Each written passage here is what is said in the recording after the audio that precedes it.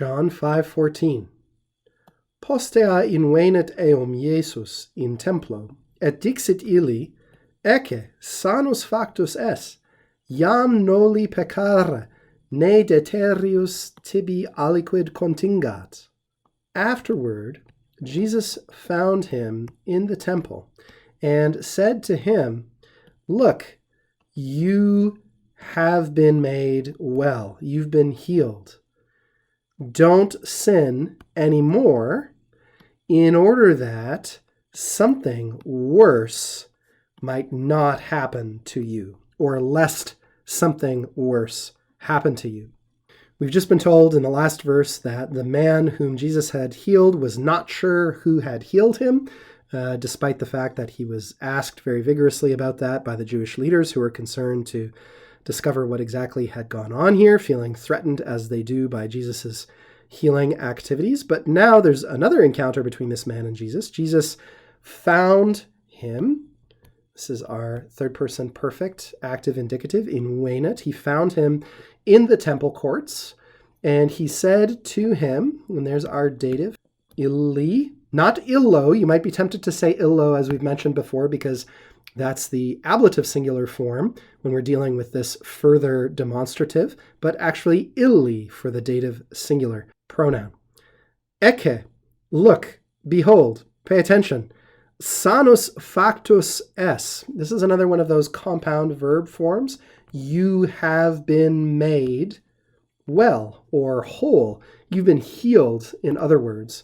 But the really most interesting part of this verse comes here at the end, iam, down to the end of contingat, not only because of the meaning of what Jesus is saying, and this is quite a striking statement, it's a warning, but also because of a couple subtle grammatical things involved here that would be easy to miss.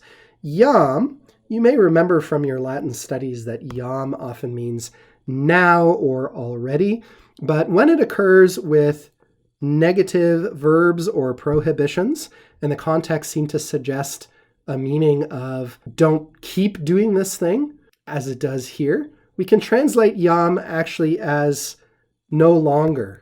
And this interpretation in this passage is actually supported by the Greek text, which gives us meketi, which means no longer, no more, don't go and do this anymore. And we've talked in the past about how noli and nolite, if you were giving orders to more than one person, is basically equivalent to English don't most of the time. Literally, don't be willing to, but colloquially used simply as a prohibition. Don't do this thing, represented by a following complementary infinitive. So don't sin iam any longer, anymore.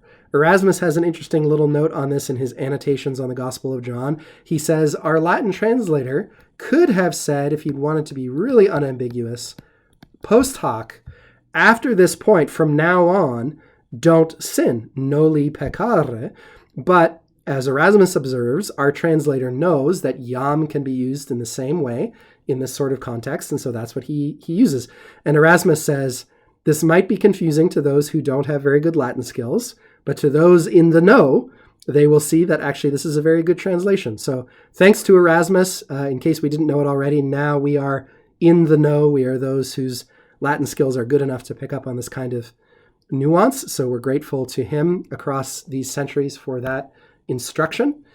We can also note the use of this particle ne here to basically, in this case, give us the negative form of a purpose clause, which we would see introduced by ut were it not negated.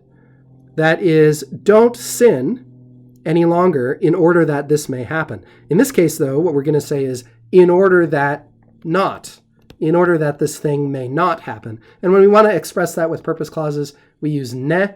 Interestingly, with result clauses, we would actually use ut non, not ne, but that's a story for another time, for another verse.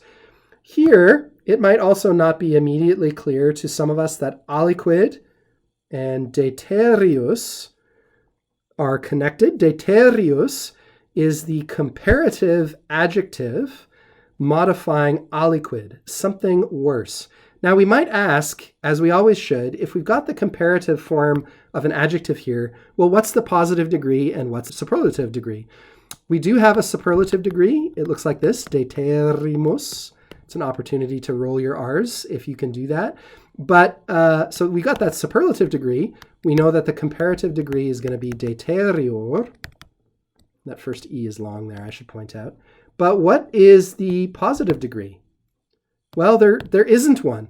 Theoretically, there was one at some point, an obsolete form that probably looked something like this, deter. But by the classical period, this was no longer in use. It's not attested. So all we have are the comparative and superlative degrees. And if we're using this comparative degree of the adjective for things which are, to describe things which are masculine or feminine, we use deterior. But if we're using it to describe things which are neuter, we say deterius.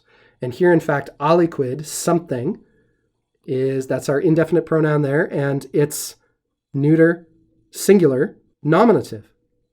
Lest, don't go on sinning, lest, or in order that not, something worse, something more terrible, contingat, subjunctive, may happen to you. Now, we've got a subjunctive here because of our ne in our purpose clause, lest something happen to you. Very often you're going to see subjunctive forms of this verb, though, contingo, contingere, and that's because very often we're talking about things happening or occurring in the subjunctive mood in Latin. Now, again, we have the subjunctive here just because of the purpose clause, but you're going to see this verb and other verbs of happening or occurring frequently in the subjunctive because we use the subjunctive to talk about things which may or may not happen. The future is uncertain and unknown to us, right? So very often you'll get to see those subjunctive forms with those verbs, and it's a good idea to be familiar with them.